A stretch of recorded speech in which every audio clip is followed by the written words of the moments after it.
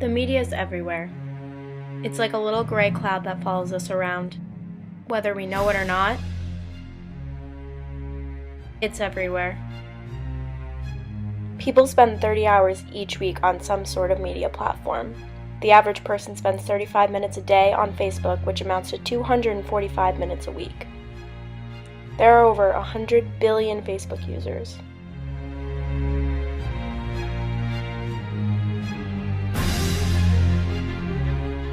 What if 50 million of those users had been hacked? On Tuesday afternoon, our engineering team found an attack affecting up to 50 million accounts on Facebook. Facebook is reporting a security issue that's affected some 50 million accounts. For Facebook, the social media giant already under fire for not protecting users' private information, now admitting it's been hacked again. Facebook is millions and millions of lines of computer code, so the chances that somebody could find a security flaw in the code is not surprising. It happens all the time. This time, many are wondering how safe is their personal information. On September 28, 2018, BBC News reported that a group of hackers were able to gain access to 50 million users' private information on Facebook. Facebook reported that they had nothing to do with the release of this information because their security measures have not been compromised. Since Facebook is one of the largest social media platforms in the world, the excessive amount of security breach scandals is concerning to its billions of users. These breaches raise a question of whether Facebook is capable of handling their security on their own or if someone else needs to intervene.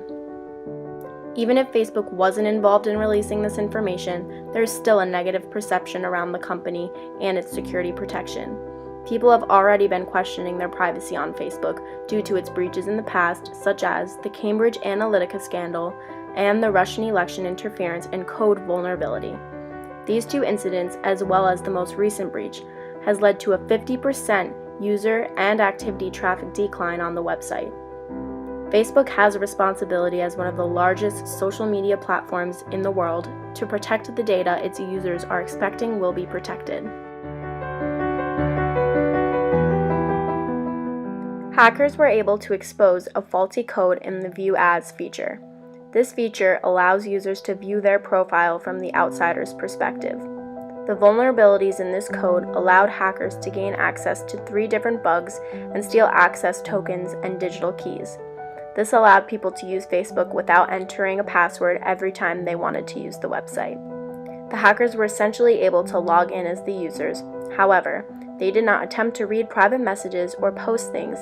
They just seeked to gain access to personal information, which means it's more likely the hackers only wanted money. So I want to start, Dan, with exactly what hackers targeted at this point. So hackers targeted an API, that's the application programming interface, that allowed them to see components of a user's profile page. The Independent feature reports that Facebook hackers are selling the information they obtained on the dark web in underground markets. This section of the internet is only accessible with advanced specialist software.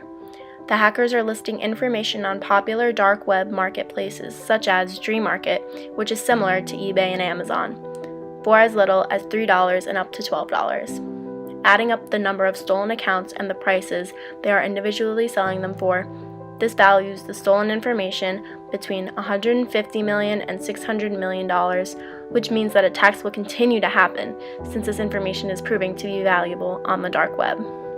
Security experts worry that the data they obtained could lead to identity theft. What information were they able to access? They were able to access emails, phone numbers, date of births, and locations you were last seen at, and any information that you put in your privacy settings on Facebook. What are they going to do with this information? Either they are going to sell it on the dark web or use it to try to engage in identity theft, which could mean further hacks. The only thing for us as users to do is to be on the lookout for unwanted calls or emails from unknown numbers that can lead to further hacks and damage.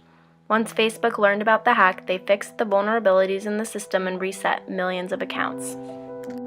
Facebook will not disclose any information on who the hackers are, which means they either have no idea or it is a group that will have a big impact on the world if they are discovered, much like the scandal having to do with the Trump election, when users learned that the company compromised their privacy to a political data firm linked to President Trump. The consequences for Facebook are very serious. A resident of Virginia and a resident of California filed a class action complaint saying that the lack of proper security in the company has increased the chances of identity theft. A more damaging effect is Ireland's Data Protection Commission is demanding more information about the breach since Facebook has not been transparent about the facts they know.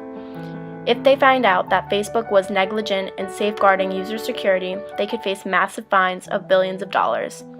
The scariest part of the whole breach is that not only has there been so many in the past, but this one started in last December and went undetected for over 7 months until Facebook finally realized in September of 2018.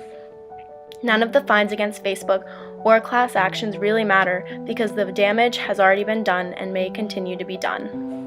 I interviewed some family and friends to get their insight on Facebook and the recent security breach. So how many times a day do you go on Facebook? Typically I'm on Facebook, let's say 3 times a day. In the morning when I have my coffee, middle of the day, and typically at night while I'm watching the news. Sometimes not at all. Sometimes a day or two goes by without me going on. Sometimes 2 or 3 times a day. Do you feel like your information on Facebook is protected and won't be compromised? I use Facebook probably very different than most people. I don't post a lot of information. I typically view different recipe sites. I view different music sites. And I like to see family in Europe. It's a good way for me to connect. So I'm not posting a lot of, specific information about myself. Yeah. No, not at all. Do you put a lot of your information on Facebook? No, I don't have a lot of information on Facebook at all. And I don't post very often. What do you have? What kind of information do you have saved into Facebook? I'd have to look and see. The only thing that's in I don't have a bio. The only thing under details is my job, where I went to college, where I went to high school, where I live now, and where I'm from. What about any information you have saved? Do you have credit cards saved in Facebook? Do you No. have phone numbers, emails? No. No? Not even just that people can see, just saved into Facebook itself in your security, privacy settings, whatever. I don't think so. After checking her settings, she noticed something in her account. My PayPal apparently is in here, which I didn't put in here. So you don't feel like your information on there is protected, that's why you don't put a lot? Yeah, and I don't like that